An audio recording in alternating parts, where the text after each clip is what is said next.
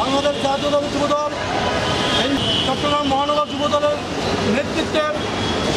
গ্রন্থ থেকে বাংলাদেশের স্বাধীনতার ঘোষণা দিয়েছিলেন। ষড়যন্ত্রকারী হাতে নির্মমভাবে এই চট্টগ্রাম থেকেই 2 নম্বর থেকে অবস্থিত বিপ্লব উদ্যান থেকে চট্টগ্রামের যে র্যালি আমি জানাচ্ছি আমার পক্ষ থেকে শুভেচ্ছা আয়োজন করা হয়েছে সারা চট্টগ্রামের